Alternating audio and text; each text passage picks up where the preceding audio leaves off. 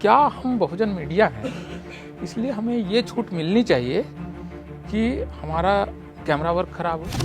हम जब एंकरिंग के लिए खड़े हो रहे हैं तो कम से कम ठीक से कपड़े पहन लें, ठीक से थोड़ा पफिंग वगैरह कर लें, फाउंडेशन लगा लें। मतलब अच्छा दिखने में कोई बुराई थोड़ी है, क्रिमिनल एक्ट थोड़ी है। तो मतलब आप बहुजन मीडिया हैं, इसलिए इस छूट की उम्मीद मत कीजिए कि हम बिना नहाए एंकरिंग कर दें। क्वालिटी पे काम करना पड़ेगा, क्योंकि अब इसके बाद आपको उस तरह से भी देखा जाएगा। नहीं तो कहा जाएगा कि बहुजन मीडिया करने वाले एंकर शैबी दिखते हैं, लापरवाह हैं, उच्चारण में गलतियां करते हैं। मैं बहुजन यूट्यूबर्स को इस देश के सबसे शानदार प्रेजेंटर्स के तौर पे देखना चाहता हूँ कि वो सबसे मतलब चाहे पड़ोसी से ही मांग लाएं, लेकिन अगर अच्छा सा कोट पहने, मतलब ढंग से, मतलब अच्छे महंगे फाउंडेशन इस्तेमाल करें, दे शुड लुक नाइस। मतलब उसमें कोई कमी मत कीजिए और उसमें कोई बुराई नहीं। जो काम कर रहे हैं उसके टारगेट ऑडियंस को देखें कि आप किसके लिए बना रहे हैं, लेकिन सिर्फ टारगेट ऑडियंस के लिए कंटेंट मत क्रिएट कीजिए। कुछ ऐसा भी कंटेंट क्रिएट कीजिए, साहित्य, समाज, संस्कृति, फिल्म, थोड़ा सा उसको आप ब्रॉड रखिए। हो सकता है कि उसमें आपका ऑडियंस नहीं आए, लेकिन वो आपका वो बुके को सजाता है। कम्युनिकेशन के धंधे में है, यूट्यूब के बिजनेस में है, फेसबुक के लिए वीडियो बनाते हैं, रील बनाते हैं। क्या मीडिया लॉज है आपको पता होना चाहिए। कोर्ट पर आप क्या बोल सकते हैं और क्या नहीं बोल सकते हैं। आप ये बोल सकते हैं कि ये जो फैसला है ये गलत है, लेकिन आप अगर ये बोल रहे हैं कि ये फैसला जज ने पैसा लेके किया है, तो आप कोर्ट की अवमानना कर रहे हैं। अब ये बारीकियां आपको पता होनी चाहिए कि आप क्या बोल सकते हैं, क्या नहीं बोल सकते। जो मेन स्ट्रीम मीडिया है वो उच्च वर्ण के हाथ में है, इसको लेकर आपके दिमाग में कम से कम कोई संदेह नहीं होगा। वो जब चीज़ों की रिपोर्टिंग करते हैं तो वो अपने वर्गीय और वर्णीय हितों का ख्याल रखते हैं। ये सारे सवाल जो हैं ये सिर्फ हमारे अपनी जात के हित के सवाल नहीं हैं, ये भारतीय लोकतंत्र को की डिपेनिंग के लिए भी जरूरी है कि भारतीय लोकतंत्र नीचे तक पहुंचे, इसके लिए भी जरूरी है। तो जो बहुजन मीडिया का आंदोलन है ये भारतीय लोकतंत्र को मजबूत करने का आंदोलन है, ये सिर्फ बहुजनों के स्वार्थ का भी आंदोलन नहीं है।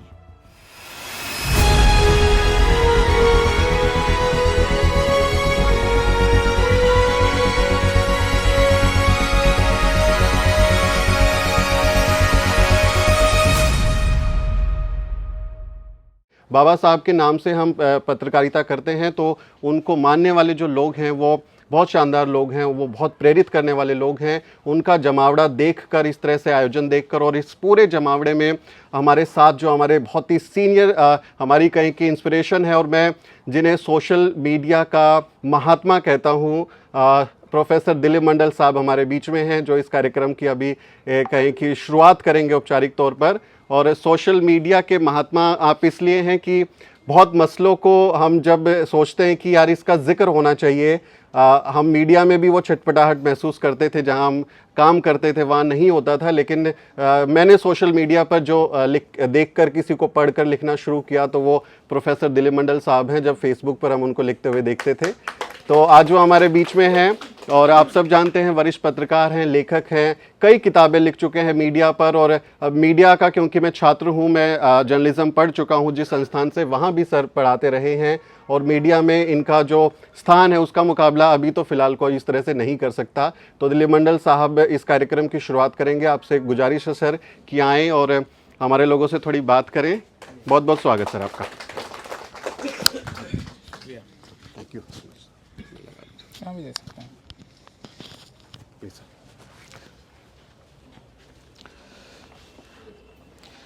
जय भीम दोस्तों। मेरे लिए एक बहुत महत्वपूर्ण मौका है कि इस बहुत इम्पॉर्टेंट गैदरिंग में आप लोगों ने बोलने के लिए मुझे बुलाया है, क्योंकि भाषण का दिन नहीं है और बहुत सारे इतिहास, भूगोल, ये सब बात नहीं करनी है, क्योंकि आप लोग यूट्यूबर्स मीट में आए हैं और यहाँ से यूट्यूब के कामकाज करने के तरीके और इसके अलावा सोशल मीडिया में और कहाँ से रेवेन्यू आ सकता है, कैसे क्वालिटी ऑफ कंटेंट ठीक हो सकता है, इस पर बात करने के लिए आए हैं। तो भाषण वाला पार्ट हम लोग छोड़ देते हैं। सिर्फ संक्षेप में मैं 2-3 पॉइंटर्स बिंदु हैं उसकी ओर आपका ध्यान आकृष्ट करना चाहता हूँ। देखिए, ये जो बहुजन मीडिया स्पेस है ये क्यों बना, इसको अगर आप ध्यान में रखेंगे तो आपको चीज़ों को समझने में थोड़ी आसानी होगी, काम करने में भी आसानी होगी। भारत में जो ज्ञान का क्षेत्र है, पढ़ने लिखने का क्षेत्र है, ये एक, इसमें सामाजिक पाबंदियाँ थी। इसका इतिहास मैं बहुत नहीं बता रहा हूँ, लेकिन सबके लिए ये मौके नहीं थे। बोलने का मौका, लिखने का मौका, पढ़ने का मौका, ये यूनिवर्सल नहीं था। तो यूनिवर्सल नहीं होने की वजह से सब लोग, क्योंकि पढ़ते नहीं थे तो सब लोग लिखते भी नहीं थे, अपनी बात लोगों तक नहीं पहुंचा पा रहे थे। ये काम कुछ लोगों ने अपने हाथ में, अपने कंट्रोल में रखा था। ऐसी सामाजिक व्यवस्था में जब नई टेक्नोलॉजी आती है तो वो भी असल में उन हायरार्कीज को रिप्रोड्यूस कर देती है। जो अब एक टेक्नोलॉजी आएगी तो ज़रूरी नहीं कि टेक्नोलॉजी एक लेवलर बने और सबको बराबर कर दे, या एक नया कोई मीडियम आए तो सबको बराबर कर दे, ऐसा नहीं होता है। तो भारत में जिस समय, जैसे आप फिल्में देखेंगे तो फिल्मों में, शुरुआती फिल्मों में जो लोग आए वो सारे समाज के उच्च वर्ग के लोग थे और उच्च वर्ण के लोग थे, और उन्होंने ही फिल्में बनाई। जैसे दादा साहब फाल्के से लेकर आप पूरी हिस्ट्री देखेंगे तो फिल्में उन्हीं के हाथ में गई। तो फिल्म टेक्नोलॉजी आई, किन के हाथ में गई? जर्नलिज्म आया, वो किन के हाथ में गया? तो ये भी फिर उसी क्लासेस के हाथ में गया। और इसके फिर पीछे तमाम वजह हैं कि अंग्रेजी शिक्षा जो है, अंग्रेज़ों ने भी जो है वो आम तौर पर उन्होंने समाज के प्रबुद्ध लोगों को दी। हालांकि उनका सोचना था कि जो प्रबुद्ध लोगों तक हम पहुंचा देंगे शिक्षा को तो वो नीचे पहुंचा देंगे। तो भारत में ये होना नहीं था, भारत की समाज व्यवस्था में। तो पत्रकारिता भी कालांतर में देखेंगे कि समाज के उन लोगों के हाथ में चली गई जो उत्पीड़क जातियां हैं, जो शोषक जातियां हैं, जो अपने कंट्रोल में चीज़ें रखती हैं। लेकिन जब भारत आज़ाद होता है या अंग्रेजी शिक्षा भी आती है और इसका थोड़ा सा जो विस्तार होता है तो मध्य वर्ग का, मिडिल क्लास का विस्तार जो है वो उन जातियों में भी हो जाता है जिनके लिए हिस्टोरिकली संपत्ति रखने का जिनको अधिकार नहीं था, उनके हाथ में थोड़ी थोड़ी संपत्ति जाने लगती है। तो एक मिडिल क्लास जो है वो शेड्यूल कास्ट, ओबीसी, एसटीज के बीच में बनने लगता है, जो नहीं था हिस्टोरिकली। अब इनकी आवाज़ मीडिया में कैसे जाए? क्योंकि मीडिया पर जिनका कंट्रोल है उसको लेकर बहुत सारे सर्वेज हो चुके हैं, बहुत सारे, कोई मतलब CSDS का सर्वे है, न्यूज़ लॉन्ड्री का सर्वे है, ऑक्सफैम का आपने देखा है, इसके अलावा केनेथ कूपर का सर्वे है। बहुत सारे लोगों ने इस पर काम किया है कि भारत में जो मेन स्ट्रीम मीडिया है वो उच्च वर्ण के हाथ में है। इसको लेकर आपके दिमाग में कम से कम कोई संदेह नहीं होगा। तो वो जब चीज़ों की रिपोर्टिंग करते हैं तो वो अपने वर्गीय और वर्णीय हितों का ख्याल रखते हैं। इसलिए जब कोई निर्णायक मौका आता है, खास करके आरक्षण का मामला है, SC/ST एक्ट का मामला है, रोस्टर का मामला है, या इवन कोई SC/ST OBC का नेता या उनकी पार्टी के मुकाबले सवर्णों की किसी पार्टी के बीच का मामला है, करप्शन का एक मामला अगर वो कोई शेड्यूल कास्ट के नेता का होता है तो उस पर उनकी भाषा जिस तरह की आक्रामक तरीके से ए राजा को लेकर 2G वगैरह में जिस तरह की भाषा का इस्तेमाल हुआ, वो भाषा कॉमनवेल्थ स्कैम में इस्तेमाल नहीं होती है, क्योंकि फिर उसमें शीला दीक्षित वगैरह इन्वॉल्व हैं, तो वो बहुत ही धीरे से दबा दिया जाता है। 2G आपका लंबे समय तक बड़ा बना रहता है, कोल स्कैम बड़ा बना रहता है, या लालू यादव या मुलायम सिंह का डिस्प्रोपोर्शनेट एसेट केस, या बहन जी का ताज कॉरिडोर, इसकी बहुत ज़्यादा रिपोर्टिंग होती है कंपेरेटिवली आप देखेंगे। तो ये वर्गीय और वर्णीय हित का वो चूँकि ख्याल रखते हैं। अब मुश्किल ये है कि चूँकि वह अपने वर्गीय और वर्णीय हितों का ख्याल रखते हैं तो बाकी का जो 80% आबादी है उसकी वॉइस कौन बनेगा? ये स्पेस है, ये खुला हुआ स्पेस है, क्योंकि यहाँ पर वो कोशिश करके भी बहुत नाटक करेंगे, बहुत ज़्यादा से ज़्यादा, तो वो बाबा साहब की जयंती का थोड़ा वीडियो दिखा देंगे, कभी वो जय भीम भी बोल देंगे, लेकिन जब उनका कोर इंटरेस्ट प्रभावित हो रहा होगा EWS जैसे मुद्दे पे, तब वो अपने वर्ण के साथ खड़े हो जाएंगे। ये वाला स्पेस आपका है, जो वो कवरेज नहीं कर सकते हैं, वो स्पेस आपका है। लेकिन इसका ये मतलब नहीं है कि हम सिर्फ उसी स्पेस की कहानी बताएंगे और ये नहीं बताएंगे कि अभी एक अच्छी फिल्म रिलीज हुई है और उसकी कहानी नहीं बताएंगे। आपको बनाना पूरा एक कंप्लीट पैकेज ही है, जिसमें कि आप वो भी कर रहे होंगे जो वो नहीं कर सकते हैं। मेरे ख्याल से कामयाबी का मॉडल ये हो सकता है कि आप, कोई आपके शहर में अच्छा हीरो, हीरोइन, एक्ट्रेस, क्रिकेटर आ रहा है तो उसका भी आप इंटरव्यू कीजिए, लेकिन वो भी कीजिए जो कोई और नहीं कर सकता है। वो जो नहीं कर सकता वो आपका यूनिक स्पेस है, वो आपकी यूनिक पहचान दे रहा है, वो आपको अपने समाज से जोड़ भी रहा है, वो आपको ज़्यादा लोकतांत्रिक, डेमोक्रेटिक, उदार और अच्छा भी बना रहा है, न्यायप्रिय बना रहा है। क्योंकि हम जो कर रहे हैं वो सिर्फ अपने वर्ग और वर्ण के स्वार्थ की बात नहीं कर रहे हैं। जब हम ये कहते हैं कि SC ST OBC में मिडिल क्लास का विस्तार होना चाहिए, इसके अंदर शिक्षा का विस्तार होना चाहिए, इनके बच्चे विदेश जाने चाहिए, उच्च शिक्षा संस्थानों में हमारे लोग कम क्यों हैं, प्रोफेसर्स कम क्यों हैं, ये सारे सवाल जो हैं ये सिर्फ हमारी अपनी जात के हित के सवाल नहीं हैं, ये भारतीय लोकतंत्र को की डिपेनिंग के लिए भी जरूरी है कि भारतीय लोकतंत्र नीचे तक पहुँचे, इसके लिए भी जरूरी है।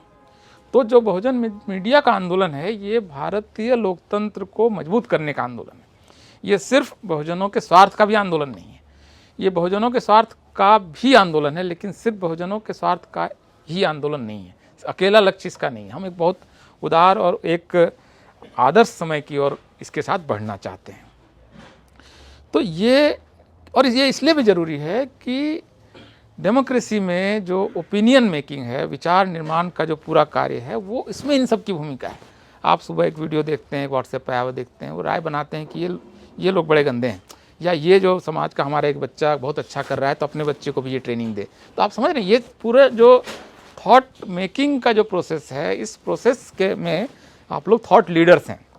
आपकी कही हुई बातें करोड़ों लोगों तक पहुंच रही हैं, आपके किए हुए वीडियोज हो सकता है कि उसके अगर लाख में 1000 में भी वीडियो जा रहा है, लेकिन उसको सुनी हुई बात जब एक आदमी पान की दुकान में और चाय की दुकान में उससे प्रभावित हुआ आदमी बोलता है तो वो बहुत तेज़ी से ट्रिकल डाउन होता है। ये विचार असल में बहुत तेज़ी से फैला है। SC ST एक्ट के खिलाफ अगर 20-25 लाख लोग सड़कों पर उतर आए तो ये अचानक नहीं हुआ है, इसके पीछे एक विचार निर्माण की प्रक्रियाएँ हैं। रोस्टर के खिलाफ इतने लोग खड़े हो जाते हैं, आज की तारीख में आरक्षण के खिलाफ कोई बोलता तक नहीं है। मतलब ये विचार निर्माण हुआ है, ये आप लोगों की ताकत है, ये लगातार हो रहा है। आखिरी बात, क्योंकि संजोग ऐसा है कि मैं पूरे कार्यक्रम में रहना भी चाह रहा था और लेकिन आगे के कार्यक्रमों की वजह से पॉसिबल नहीं हो पा रहा है, मुझे सीधे यहाँ से फिर औरंगाबाद महाराष्ट्र जाना है, तो पूरी बातचीत शायद मैं आपसे नहीं कर पाऊँगा और आगे मेरा नंबर होगा, आप लोग जो भी बातचीत करेंगे उसको हम शेयर करेंगे। अब सिर्फ 2-3 काम की बातें कि क्या हम बहुजन मीडिया हैं इसलिए हमें ये छूट मिलनी चाहिए कि हमारा कैमरा वर्क ख़राब हो? क्या हम बहुजन मीडिया हैं इसलिए लाइट का अगेंस्ट शूट करने की हमको इजाज़त है क्या? या ऑडियो हम ख़राब कर लें, या हम टेबल में अगर ये है तो इसको हम पीछे छुपा के क्यों ना रख दें? पीछे हमारा बैकड्रॉप सुंदर क्यों ना हो, हमारे ग्राफिक्स अच्छे क्यों ना हो? हम जब एंकरिंग के लिए खड़े हो रहे हैं तो कम से कम ठीक से कपड़े पहन लें, ठीक से थोड़ा पफिंग वगैरह कर लें, फाउंडेशन लगा लें। मतलब अच्छा दिखने में कोई बुराई थोड़ी है, क्रिमिनल एक्ट थोड़ी है। तो मतलब आप बहुजन मीडिया हैं इसलिए इस छूट की उम्मीद मत कीजिए कि हम बिना नहाए एंकरिंग कर देंगे। ये कोई बहादुरी नहीं है, क्वालिटी पे काम करना पड़ेगा, क्योंकि अब इसके बाद आपको उस तरह से भी देखा जाएगा, नहीं तो कहा जाएगा कि बहुजन मीडिया करने वाले एंकर शैबी दिखते हैं, लापरवाह हैं, उच्चारण में गलतियां करते हैं। ज़रूरी नहीं है कि एकदम हम किसी को कॉपी करें, हम हमारी अपनी स्टाइल हो सकती है, हम बिल्कुल देसी भाषा में बोल के भी पॉपुलर हो सकते हैं, लेकिन हम जो कर रहे हैं उसको बहुत सोच समझ कर, अगर हमको लग रहा है कि हम एक गमछा लपेट के करेंगे तो ये हमारी योजना का हिस्सा होना चाहिए। ये गलती से नहीं हो जाना चाहिए कि मतलब हम बहुत अराजक दिख रहे हैं, ये नहीं करना चाहिए। कैमरा आपका स्टैंड पर ही होना चाहिए, कोशिश करनी चाहिए, वो बहुत अनावश्यक शेकी नहीं होना चाहिए। जब तक आप प्लान के तहत एकदम तूफान दिखाना नहीं चाहें कैमरे से, तब तक आप खूब बहुत हिलिए नहीं, स्टैंड पर लगाइए जहाँ पॉसिबल है। लाइट के अगेंस्ट शूट मत कीजिए। टेक्निकल इश्यूज़ पे आपको ध्यान रखना चाहिए मेरे ख्याल से। आप एक स्टूडियो बना रहे हैं तो अब स्टूडियो में जैसे ये सफ़ेद दाग वगैरह है, उसको ढक दिए, मतलब अच्छा दिखना चाहिए, तो आपका चैनल शानदार दिखना चाहिए। अब ऐसा हो सकता है आप लोग यहाँ कोई मॉड्यूल अगर बनाते हैं, कोलैबोरेशन से कुछ चीज़ें कर सकते हैं कि आपने एक दिल्ली के अच्छे ग्राफिक आर्टिस्ट को हायर किया, 50 लोगों ने मिलकर किया और सब उन्होंने कहा कि ये 50 हमारे चैनल के लोगो आप बना के दे दीजिए। तो आप एक लोगो बनाने जाएंगे तो हो सकता है 20,000 का खर्चा, वैसे हो सकता है कि आपको 1,000 में मिल जाए। तो कुछ कोलैबोरेशंस पर काम कीजिए, मेरे ख्याल से कुछ चीज़ों को मिलकर काम करने की ज़रूरत है। ग्राफिक्स पर क्या काम करने की ज़रूरत है, अभी जो चैट जो AI अभी एलन मस्क ने लॉन्च किया, उसको अगर कोई आपको यहाँ पर बता सके, चैट GTX मेरे ख्याल से, कि उसमें आप स्क्रिप्ट आपको लिखी हुई मिल सकती है, आप उसमें सिर्फ डालिए इतना सा कि मुझे इस घटना पर एक वीडियो के लिए स्क्रिप्ट दीजिए, तो वो स्क्रिप्ट आपको विद इन सेकेंड्स मिल जाएगा। फ्री है ये। बहुत सारी चीज़ें असल में टेक्नोलॉजी इसमें आपको प्रोवाइड कर रही है, जो आपको उसमें वीडियोस, उसमें ग्राफिक्स आप बना सकते हैं, फ्री है। तो वो मेरे ख्याल से आपको उसका नाम आपको बताऊँ, आपने बहुत सारे लोगों को पता भी होगा, क्या नाम है जो अभी एलन मस्क ने AI पर एक लॉन्च किया है कि आप उससे चीज़ें कर सकते हैं।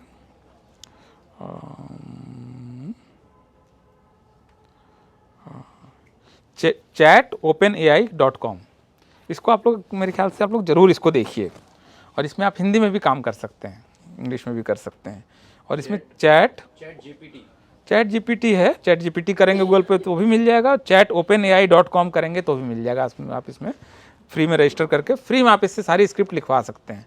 और इसको ये इतना तक भी बोल सकते हैं कि ये अग्रेसिव स्पीच, ये स्क्रिप्ट नहीं बन रही है, make it more aggressive, more abusive भी बोल सकते हैं कि भाई हमको गंदा एकदम तीखा स्क्रिप्ट चाहिए, तो वो आपको वो दे देगा।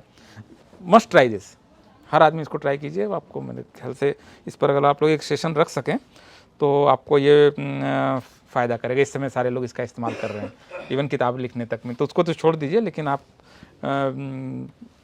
एंकरिंग की स्क्रिप्ट इससे आप लिखवा सकते हैं और विद इन सेकेंड्स वो आपको देगा। तो सब कुछ नहीं देगा मतलब, लेकिन आप इसको आप इस्तेमाल करके देखिए। मुझे लगता है कि ये ज़रूरी है, टेक्नोलॉजी के साथ आपकी सिनर्जी होनी चाहिए, सबसे मॉडर्न टेक्नोलॉजी तक आपकी पहुंच होनी चाहिए। और ये पॉसिबल है चूँकि इस समय बहुत महंगा वो मामला नहीं है। तो बहुत ज़्यादा मैं आपको समय नहीं ले रहा हूँ।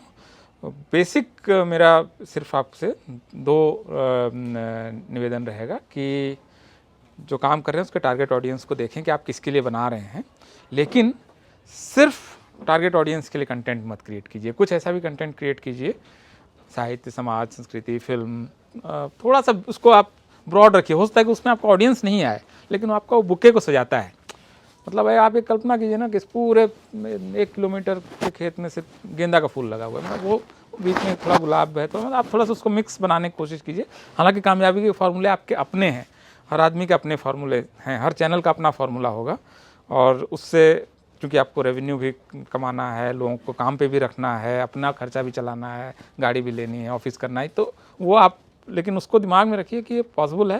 और टेक्नोलॉजी के नए नए और तरीके, उसको आप इस्तेमाल जितना ज़्यादा करेंगे वो उतना उसको कामयाबी होगी। कंसिस्टेंसी चाहिए, हर दिन आपको कोशिश कीजिए हर 1-2 दिन पर आपका कोई ना कोई वीडियो आ जाए। और एक निरंतरता के साथ एक पूरे समाज पर नज़र रखना, चीज़ों को और आगे बढ़ाना। कोलैबोरेशन से जो हो सकता है उस पर मैंने पहले ही बोला कि मिलकर कुछ काम आप लोग कर सकते हैं।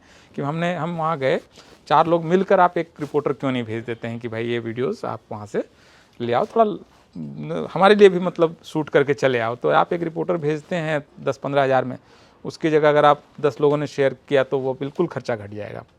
या आप लोग एक दोस्ताना रिलेशन भी बना सकते हैं, यहाँ पर आप अपनी दोस्तियाँ बनाइए कि इस इलाहाबाद का हम भेज देंगे, दिल्ली वाला आप भेज दीजिएगा। मतलब इस लेवल पर एक अंडरस्टैंडिंग अगर बनाएंगे तो कंटेंट का वॉल्यूम बढ़ जाएगा आपका, बगैर खर्चा बढ़ाए। आप अगर आप 2 वीडियो डालते थे तो आप 5 वीडियो डाल पाएंगे, अगर आपकी इस तरह की दोस्ती बन जाती है। कोशिश कीजिए, इसकी ज़रूरत है। ये थोड़ा आपके काम को भी आसान बनाएगा, आपके रेवेन्यू को भी बढ़ाएगा, आपके कंटेंट को भी बढ़ाएगा। और आखिरी बात कि लॉ का न जानना इस बात का बहाना नहीं है कि हम गैरकानूनी काम करें। तो बेसिक मीडिया लॉज अगर मैं आपको बल्कि कोशिश कीजिए तो आपको मिल जाएगा बहुत आसानी से। आप इग्नू का जो लिख लीजिए, बल्कि बहुत आवश्यक है, ये आपको बहुत बड़ी मुसीबत से बचा सकता है, लाखों रुपए का आपका खर्चा बचाएगा बाद में चल के, हो सकता है कि दिन। इग्नू का जो मीडिया कोर्स है, जो मास कम्युनिकेशन कोर्स है, उसका डिप्लोमा कोर्स जो है, पीजी डिप्लोमा जो 1 साल वाला कोर्स है, उसका एक मॉड्यूल है मीडिया लॉ का, मुश्किल से 40 पेज का है, कंपलसरी रीडिंग है। अगर आप कम्युनिकेशन के धंधे में हैं, यूट्यूब के बिजनेस में हैं, फेसबुक के लिए वीडियो बनाते हैं, रील बनाते हैं, क्या मीडिया लॉज है आपको पता होना चाहिए। आप आखिरी फ़िल्टर हैं जहाँ पर आप देखेंगे और आप डालते हैं मतलब यूट्यूब पर अपना कंटेंट, तो कल आप ये नहीं कह सकते हैं कि हमें इस मीडिया लॉज के बारे में जानकारी नहीं थी, हमको ये नहीं मालूम था कि संसद के बारे में ये नहीं कहा जा सकता है। तो know the basics of law constitution, थोड़ा सा आपको मतलब पता होना चाहिए। कोई आपको कहे भी फ़ोन करके डराए कि आप ये क्यों कर रहे हैं, तो आप बोल सकते हैं कि आप डिफेमेशन का मुझे आरोप लगा रहे हैं, लेकिन डिफेमेशन एक्ट में तो ये लिखा हुआ है कि ट्रूथ इज डिफेंस। सो मैं जो बता रहा हूँ इसका मेरे पास एविडेंस है, ट्रूथ इन डिफेंस है, तो आप अगर कोर्ट में जाएंगे तो आपका पैसा बर्बाद होगा, मत जाइए। अब ये बोलने के लिए आपको ये पता होना चाहिए कि जो डिफेमेशन रिलेटेड कानून है वो क्या है और इसमें आपके डिफेंसेस क्या क्या हैं, किस किस क्या क्या करने से डिफेमेशन नहीं है, कोर्ट पर आप क्या बोल सकते हैं और क्या नहीं बोल सकते हैं। आप ये बोल सकते हैं कि ये जो फैसला है ये गलत है, लेकिन आप अगर ये बोल रहे हैं कि ये फैसला उन जज ने पैसा लेके किया है तो आप कोर्ट की अवमानना कर रहे हैं। अब ये बारीकियां आपको पता होनी चाहिए कि आप क्या बोल सकते हैं क्या नहीं बोल सकते। हो सकता है किसी खास केस में आपको ये मन करे कि ठीक है मैं जोखिम लूँगा या लूँगी, कोर्ट ने ये बेईमानी की है, मैं बोलूँगा, ज़रूरत पड़ेगा तो जेल जाऊँगा, तब तो ठीक है। लेकिन बोल दिए और पता चला अरे हमें तो ये बोलना ही नहीं था और हम फंस गए, ये नहीं होना चाहिए। एक्ट जो आप कर रहे हैं वो आपका सुचिंतित एक्ट होना चाहिए, उसके प्लस और माइनस आपको पता होने चाहिए और उन जानकारियों के साथ आप अपना एक्ट कीजिए। मैं नहीं कहता हूं कि कोर्ट का सम्मान अगर आपका करने का मन नहीं है और नहीं करने का जो जोखिम है वो जोखिम उठा सकते हैं आप, तब उठाइए। लेकिन जोखिम ले लिया और पता ही नहीं था कि हमने जोखिम लिया है और फंस गए और बोले हाँ ये क्या हो गया, इससे बचिए। आप बिल्कुल उसको सावधानी से कीजिए और एग्रेसिव जहाँ होने की ज़रूरत है वहाँ कीजिए। और इवन पता नहीं पॉसिबल है कि नहीं है, 1 घंटे का, जैसे मैंने कभी वॉइस मॉड्यूलेशन का कोर्स नहीं किया, 1-2 घंटे का किसी को बुला के 10-15 हज़ार दे के वॉइस के का कोर्स इस बार नहीं तो अगली बार करा देना चाहिए। क्योंकि हम लोग जो बोलते हैं वो कई बार टेलीविज़न या यूट्यूब के हिसाब से नहीं बोलते हैं। हम अब मुझे, चूँकि मैं हमेशा स्क्रीन के पीछे ज़्यादातर समय मैंने काम किया जीवन में, तो मुझे उसकी ज़रूरत कम पड़ी है। लेकिन मुझे मालूम है कि मेरी वॉइस अभी जो मैं बोल रहा हूँ ये टीवी के लिए तैयार वॉइस नहीं है। तो आपके शहर में अगर थिएटर वाला है कोई तो उसके साथ थोड़ा डायलॉग डिलीवरी वगैरह सीख लीजिए। मतलब अगर इस धंधे से, इस बिजनेस से अगर आपको आगे जाना है तो इसके जो क्राफ्ट हैं, इसके पीछे के जो हुनर हैं, उसमें मास्टरी करनी चाहिए। उसकी मास्टरी आपको फ़ायदा करेगी। तो वॉइस अगर आपको सीखना है, कोई ट्रेनर अगर आपके दिल्ली में तो आसानी से मिल जाएगा, वॉइस ट्रेनर अगर बाकी शहरों में नहीं है तो आपको थिएटर वाले मिल जाएंगे। तो उनके 7 दिन वगैरह के वर्कशॉप होते हैं जो आमतौर पर फ्री होते हैं, समर वर्कशॉप वगैरह होते हैं, चले जाइए वहाँ पर। आपको बोलना कैसे, खड़ा कैसे होना है, आपको मतलब आपका प्रेजेंटेशन कैसा होना चाहिए, आप उसको बेटर कर पाएंगे, इसको बेहतर तरीके से कर पाएंगे। आपके मतलब हेयर अच्छे ट्रिम होने चाहिए। मतलब मैं बहुजन यूट्यूबर्स को इस देश के सबसे शानदार प्रेजेंटर्स के तौर पे देखना चाहता हूँ कि वो सबसे मतलब चाहे पड़ोसी से ही मांग लाएं, लेकिन अगर अच्छा सा कोट पहने, मतलब ढंग से, मतलब अच्छे महंगे फाउंडेशन इस्तेमाल करें, दे शुड लुक नाइस। मतलब उसमें कोई कमी मत कीजिए और उसमें कोई बुराई नहीं है कि मतलब हमको एकदम भुनापन करना ज़रूरी नहीं है। तो बहुत बहुत शुभ आप लोगों को मंगल कामनाएं। और मैं उम्मीद करता हूं कि आप सब लोगों के कई 10 लाख बल्कि सब्सक्राइबर हों और आप लोग हर महीने मतलब कई लाख रुपए कमाएं, बहुत लोगों को रोज़गार दें और प्रेजेंटेशंस वगैरह में नए आप लोग मानदंड प्रतिमान स्थापित करें, नई ऊंचाइयां छुएं। तो आप लोगों को बहुत बहुत मंगल कामनाएं, बधाई, जय भीम। बहुत शुक्रिया सर। मैं लेकर तो जा नहीं पाऊंगा भाई। अब कहाँ? अच्छा, आपको ही रखना पड़ेगा। हाँ, और कुछ फोटो क्लिक कर लो।